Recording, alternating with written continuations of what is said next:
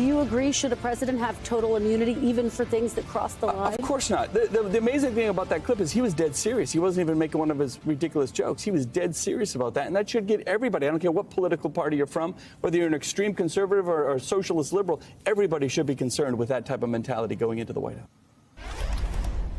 Hi again, everyone. It's 5 o'clock in Washington. I'm Michael Steele, in for Nicole Wallace. Republican Governor of New Hampshire, Chris Sununu, there with a very important warning. Total immunity is a threat to the country, where we believe in democracy and that no one is above the law. Governor Sununu was reacting to comments by the former president like this. You have to have a guaranteed immunity for a president. Otherwise, a president's not going to be able to function. They're not going to move. Harry Truman would not have done Hiroshima, Nagasaki, probably ended the war, probably, I think so. But he wouldn't have done it. So many things wouldn't be done. The president has to have immunity. If they don't have immunity, you're not going to have a presidency much. You're not going to have much of a country. So let's be clear. What Trump is describing is leadership with no checks on those in power. But here in the United States, we have a rule of law that applies to everyone. That's why 4 grand juries indicted the ex-president in 4 separate criminal cases. And he's got a few civil cases he's dealing with as well. All the while, Trump's 2024 presidential campaign is moving full steam ahead. The GOP primary is now down to 2 candidates, and the twice impeached, 4 times indicted ex-president is looking like he's all but secured the party's nomination, which means we're headed for a clash between a man who, before voters cast their ballots, could be criminally convicted, and a political party accepting him with open arms despite the many legal battles between now and November.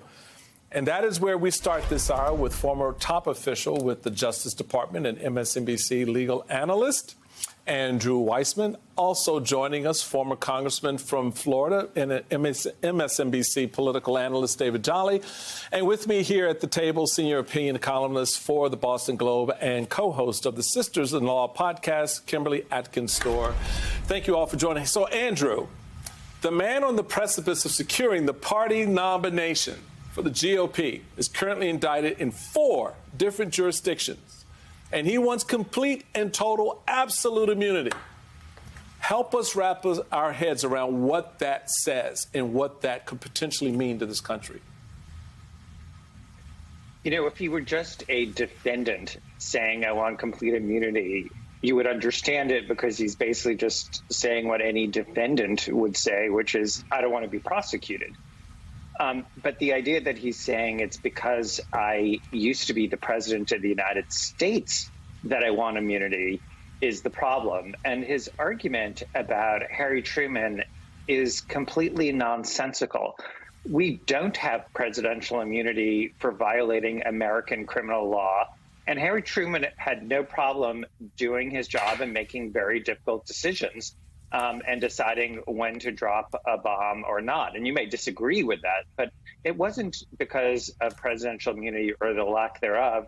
And nothing Harry Truman did violated American criminal law. So it is completely nonsensical. The courts are not going to find that there is presidential immunity, either the D.C. Circuit that we're waiting for, or if the Supreme Court takes it.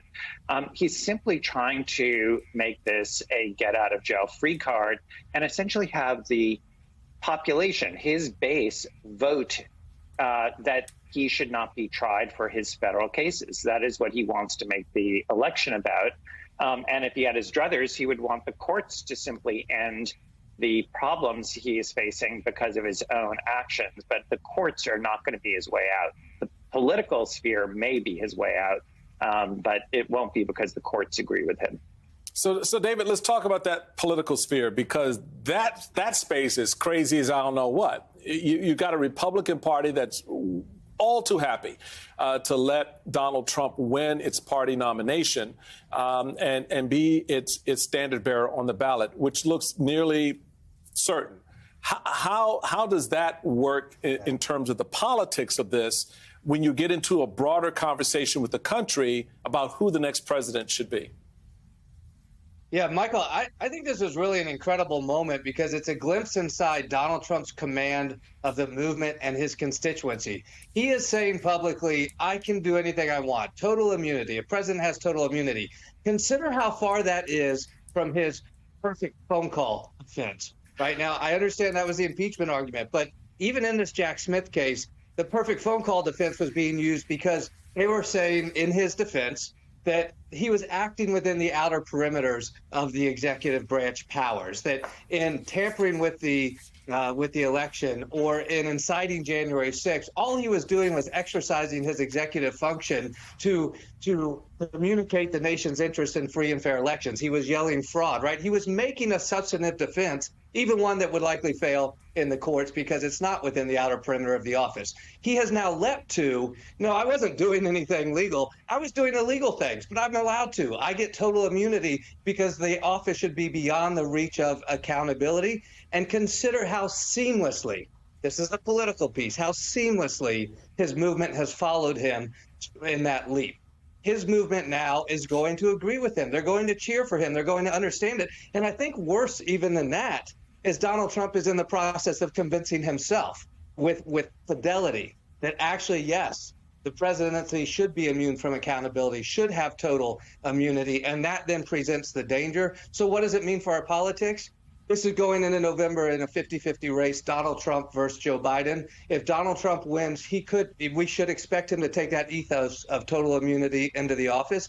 That's the danger. And so to protect democracy, we have to quiet those voices and quiet those votes in November and instead choose a president that will defend law and order and defend the Constitution.